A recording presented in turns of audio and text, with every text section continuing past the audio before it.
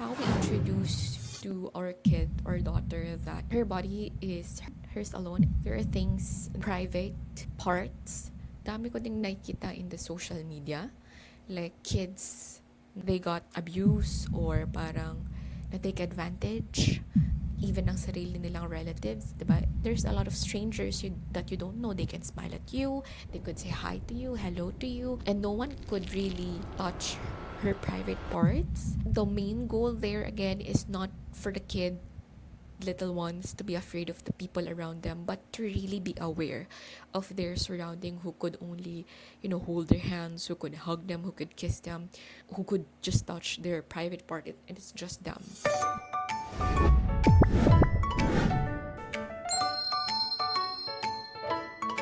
So, for today's episode, I'll be sharing to you a conversation that might not be interesting, or I don't know, some parents would be like feeling off about this conversation, but I just really want to share how we introduce to our kid or daughter that her body is hers alone, and how we share to her, make her understand that there are things na private parts, you know.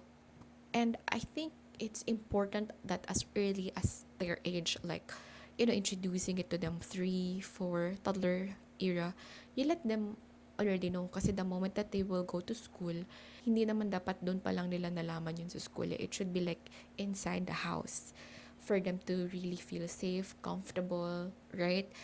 And kasi nga, ang dami ko ding nakikita in the social media. Like, kids na they got abused or parang na-take advantage even ng sarili nilang relatives, diba? And nakakalungkot yun. And that's why I'm sharing this to you guys. I hope this helps. And if it does, share it to people who also need to hear this or want to hear this, right? So, it's easy kasi for me to give an example na to our daughter, kasi whenever we're outside, kunwari pupunta kami ng mall, church, park, wherever it is, diba, we tell na agad kay Zosha na there will be a lot of people there, ha? There will be strangers, ganyan. So that's why you need to hold mommy and daddy. You don't run, especially when we're in park. And reason behind it is it's a public place. I reiterate that to her just to make sure that she knows the difference between private and public, right? Public meaning there's a lot of people. So I use an analogy. An analogy that I use is yung bahay namin. Our home is private. It's for us only. No strangers can go inside aside from our families or relatives. When it's public, there's a lot of strangers that you don't know. They can smile at you, they could say hi to you, hello to you, but doesn't mean they're friend right away. And I do that talking to Zosha because when we're outside the mall, sometimes she thought that yung mga nakikita niya sa labas, oh, friend ko siya kasi nag communication kami ng a little bit, or nag-hi siya, nag-hello siya. And right then and there, I try to correct that no, they're not your friends. You just meet them from that moment. Friends, that you can call them friends if you know their names, their favorite color, where they live, a lot of stuff about them. But if not, they're completely strangers, right? So again, an analogy that I use is yung bahay namin. So I tell Zosha that how many people are inside our house? It's just the 3 of us, or 4, si Dora. Diba? And then when we're outside, there's a lot of people. Imagine kasi you telling those things to your kid right away, you not waiting something to happen. It's also a responsibility as a parent. Diba? And the analogy behind that is, say for example, our house, we use door and window for us to somehow protect that we're inside. Yung private parts, how I relate that to Zosha, we're using clothes for us to protect our body, to protect our private parts. Diba? We use clothes. So yeah, that's the analogy that I used.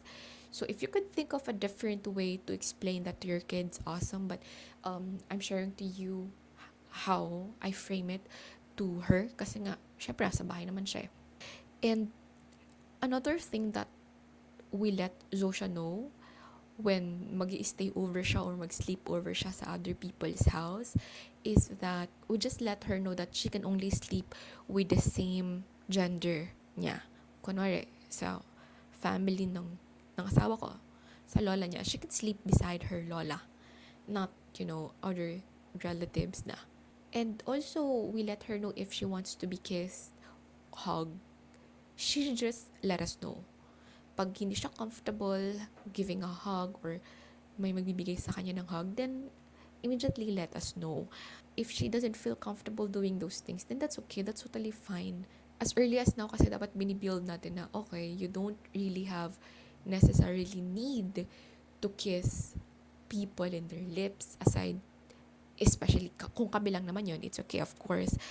And no one could really touch her private parts unless it's mommy or daddy, or pag nasa doctor, kasama kami kung kailangan may check up, diba? And if it's family member, aside from, of course, consent niya or consent din namin mag-asawa. As simple as that. I know it's kinda parang weird pag-usapan, pero diba, as early as now, you introduce those things to them so that they're aware, right? Even hugs and kisses. The main goal there again is not for the kid, little ones, to be afraid of the people around them, but to really be aware of their surrounding, who could only, hold their hands, who could hug them, who could kiss them, who could just touch their private part, and it's just them. So, yeah. Basically, that's just it. It's so simple. And if you're getting any tips, or if you think that you need to share this with your husband or wife, feel free to do so. Or if you have, let me answer your question.